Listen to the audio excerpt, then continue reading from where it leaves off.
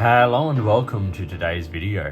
Today I'm reviewing an ink from a brand I've not reviewed a whole lot of, but I tended to kind of review interesting inks from them, and it is Private Reserve. And today what we're looking at is this ink. This is Infinity Blue Black. So the Infinity line of inks is a range of ink colors that are designed to have a property in them that keeps them from drying out on the nib. So it's tested for about an hour to be uncapped and still be able to write.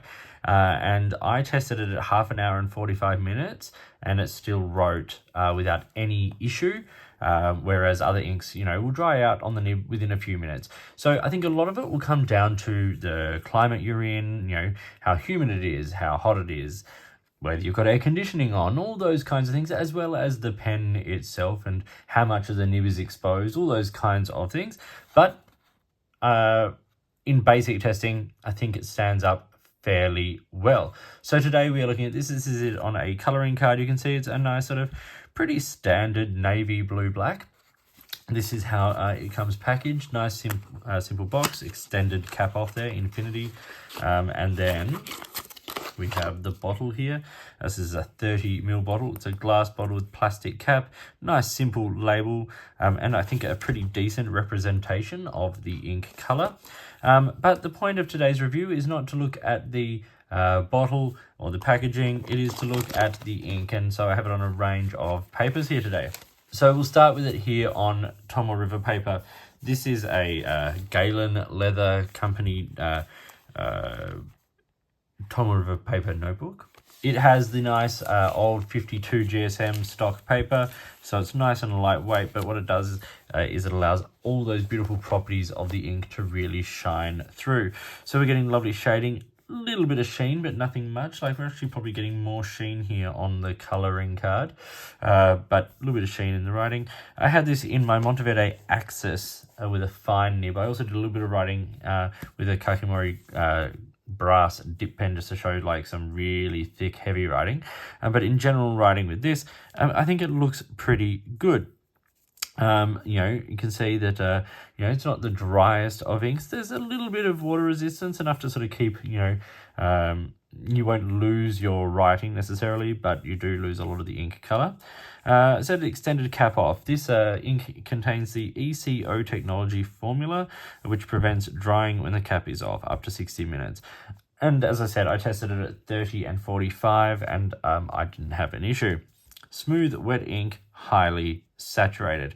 Dry time, 10 seconds, it's still, wettish, and at 30 seconds, it's starting to dry. So on the paper, the dry time seems to be pretty quick. This is $15 US for that 30ml bottle, so I think it's a pretty decent value. And you're getting an ink color that I think is absolutely smashing. Obviously, you'll see a color comparison in a bit. I'm going to show a number of blue-black inks, but I think this is a really beautiful shade of like a blue-black that has a nice amount of blue in it, a little bit of teal, but does lean into that darker category. If we look at the reverse of this page, you see that nothing has really come through. A couple of spots where I put water down and where the larger, ink swatches and things were, and where I've actually put down a little bit of a double line there. But in the general writing, I don't think anything has actually come through. Here it is on the standard student notepad paper. It actually looks okay on the surface here. This is a fine nib, but it's a fairly wet nib. The color is very uniform. It's nice dark gray leaning blue black on this paper. This paper tends to wash inks out, so that's sort of what you get. On the reverse, we do get a bit of bleeding, particularly where lines double up. Now, it's not particularly bad.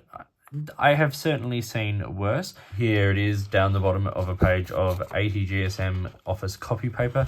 Here's some of the Kakimori writing, and you can see a lot of feathering on that. There's a tiny bit of feathering happening on the standard Monteverde fine nib there.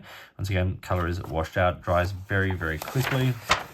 The reverse of that, we see quite a lot of it coming through, particularly the Kakimori brass nib, of course. That's laying down a heck of a lot of ink.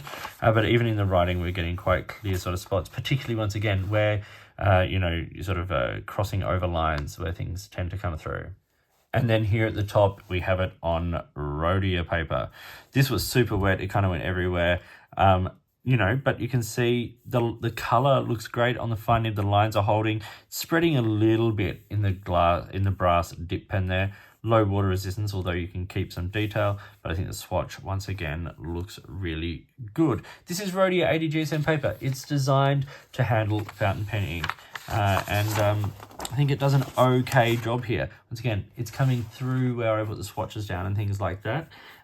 That's not unexpected, but we are getting a little more from the dip pen than I probably would expect on this paper. But it's a great ink color, and what you lose in some elements of the performance, like in terms of the fact that it's a little bit more aggressive, you certainly do gain in the extended cap off time, and that is what the ink is designed for. So it's fulfilling that specific property fairly well.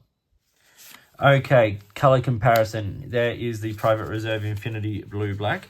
I've got a lot of blue blacks to show it alongside here today, so I'll just sort of get cracking. The first is Pilot Tsuwairo Blue Black, which is a pigmented blue black. Has some nice permanence. It is a little sort of grayer than the tealy blue of Infinity Blue Black. My favorite blue black, the Diamine 1864 Blue Black here. This is much darker, much purpler, or more purple, I should say, than the tealy blue. I've then got Pilot Oroshizuku Shinkai, once again, that sort of slightly lighter grey blue. Cross Blue Black, closer to a royal blue. Raven Blue from Endless Alchemy, which is on the greyer end and much sheenier. And then one that really is on the outlying end of it, we've got Mont Blanc Around the World in 80 Days Coal Blue, which is super grey, almost leaning green in comparison. So it's a nice color. It does sit in that blue-black family, and it's nice tealy blue-black. I really enjoy the color. So this was Private Reserve Infinity Blue Black.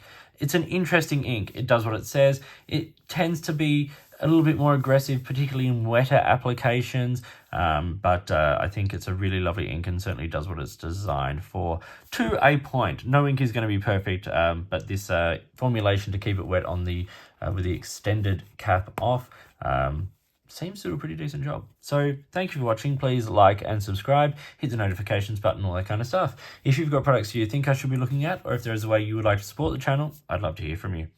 In the meantime, enjoy your inks, enjoy writing, and I'll talk to you soon.